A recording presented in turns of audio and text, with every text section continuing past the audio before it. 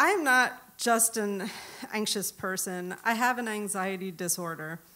And it first started to rear its ugly head when I was a teenager. And it was the 80s, so nuclear war was a constant overarching worry, punctuated by smaller, more specific fears, such as being called on to answer a question in class. And at the top of my list was the terrifying thought that my parents might die and leave me an orphan. So every day I would make up an excuse to call them from the payphone at school. And when I'd hear their voice, I would be relieved that they were still alive. And later it became more a fear of me dying. And all my knotted up muscles would cause me chest pains, and I would worry that I was having a heart attack. And the fear of pain or death from childbirth kept me from having children for 10 years. And when I finally got up the courage to have kids, it opened up a whole new world of things to worry about. At some point, it got so bad that I came close to becoming agoraphobic. And that scared me because I didn't want to be somebody who could never leave their house again. So I started to push myself to go outside my comfort zone and do things that scare me. And it started with things like going to the grocery store. And now it's things like standing here in front of you guys. Thank you. Thanks. Thanks. And my husband and my kids have always been really supportive. For instance, I hate flying, and with every bump or weird noise on an airplane, I'm sure that we're about to plummet to our deaths. But for our 20th anniversary, I really wanted to go to Hawaii. But on those tiny little puddle jumper flights, island to island flights, you really feel that shit. And and my poor 7-year-old at the time, Eva, she drew the short straw and had to sit next to me. And she did her best to calm me down. And she'd hold my hand and she'd say things like, "Mama, let's take some deep breaths. You're doing fine. Here, hold Bear Bear's hand. He'll make you feel better." And so between my fear of flying and my fear of dying, obviously jumping out of an airplane would be completely out of the question. But it looks so exhilarating and amazing. And sometimes I watch birds flying and I think, I wish I could feel that free, especially hundreds of feet up in the air. And so when I heard about this indoor skydiving place called iFly, I put it on my bucket list. I mean, you get the feeling of skydiving while just floating a few feet off the ground. I figured, what's the worst that could happen? It seemed perfect for me. So last year for my 50th birthday, I asked my daughters if they'd go do it with me. And we watched some videos and it looked like fun. But on the hour-and-a-half drive it took to get there, I started what-ifing the whole situation. What if I can't breathe? What if I lose control and I'm flying all over the inside of this tube like a ping pong ball in a lottery drawing? Oh my God, what if I die on my 50th birthday in front of my children?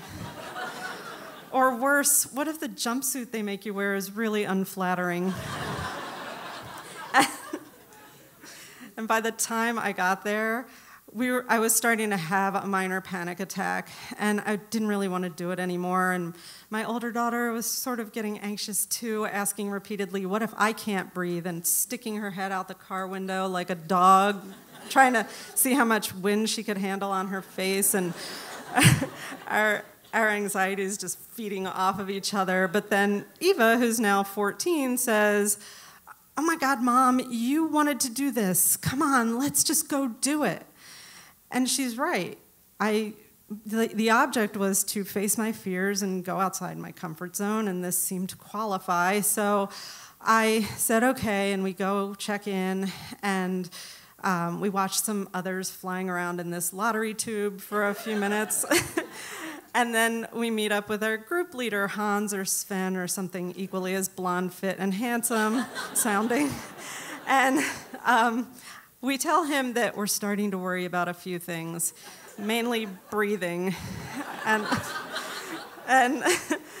Sven Hans doesn't really want to let my fear get a word in edgewise, and he just says, oh, don't worry about it. If you just keep your chin up, the air can flow aerodynamically over your face, and you'll be able to breathe just fine. You'll be fine. Everything will be fine. So we go and sign the waiver, releasing them of any fault should we die. And we suit up in the jumpsuit, which is confirmed to be a hideous look for me. And we're herded into this tiny room to watch an instructional video, and we're given all kinds of hand signals and safety instructions that we're supposed to remember, and I promptly forget them all. And now I am definitely having a panic attack, but I keep going, and I'm waiting outside the tube on this bench, and I just really want to run away. But as I watch everyone in my group, including my children, come out of this tube with such glee, I still hold out hope that this is going to be fun. And so I reluctantly walk to the doorway, and I give Hans Sven the thumbs up, and I just do like a trust fall into the wind, and Sven Hans grabs hold of me and positions me parallel to the floor, which is really just like a grate with a jet engine underneath it. And he's giving me all kinds of hand signals, and I loosely interpret them to, keep your head up, your arms out, your back arched, and then stay there. And I'm doing it. I'm flying. I mean, sort of. It's really more like levitating a few feet off the ground, like a magic trick, but yay. And while it wasn't the easy, breezy, freeing feeling that I was hoping for, like a bird, it was more like hurricane-force winds in my face that smelled of jet fuel, and no matter how far I put my chin up, I couldn't get the air to flow aerodynamically over my face. So breathing wasn't really very easy, but I just said to myself, okay, this is only like 60 seconds of your life. I will survive. And while it's probably not something I would ever do again, I was happy to have conquered another fear, because every time I do, I defeat my disorder a little more. And it sure beats being stuck in my house. And so I wanted to thank you guys, because standing up here, public speaking is another fear, and you guys helped me conquer it and kick it in the ass. Thank you.